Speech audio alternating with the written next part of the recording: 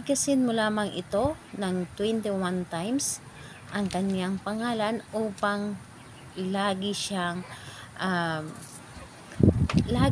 maghahabol sa inyo.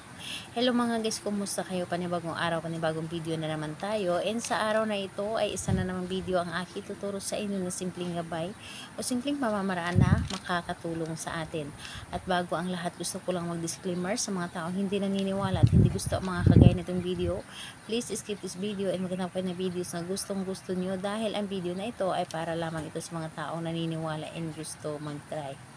So, kayo ba ay hindi hinahabol ng inyong partner? Kayo ba ay laging naghahabol sa kanya? Yung tipong siya wala namang pakialam sa inyo, tapos ikaw habol lang habol sa kanya dahil sobrang mahal na mahal mo siya. Bakit hindi natin gawin na siya yung maghahabol palagi sa atin? Siya yung magbibigay atensyon sa atin. Siya yung magbibigay importansya sa atin.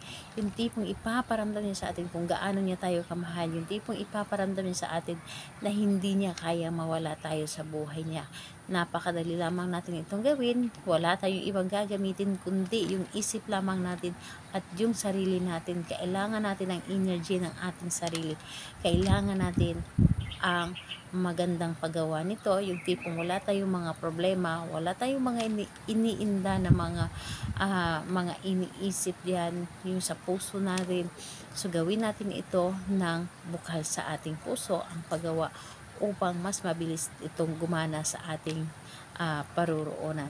So ayan po, wala tayong ibang handa kundi sarili lang natin.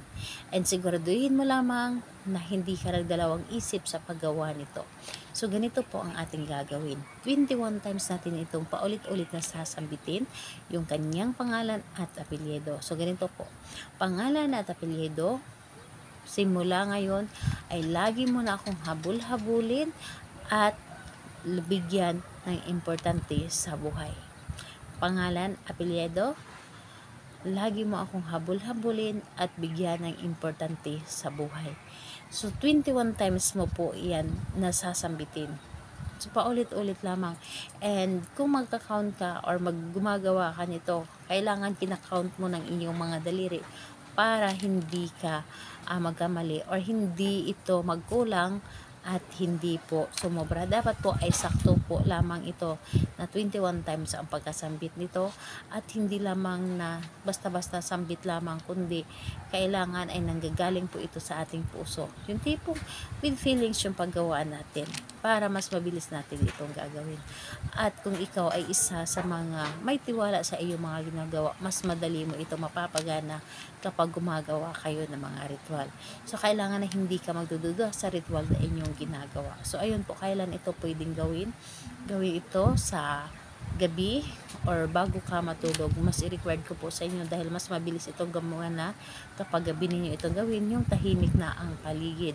Mas maganda alas 9 ng gabi. So ayun po, salamat po sa inyo. Bye bye everyone. God bless us all.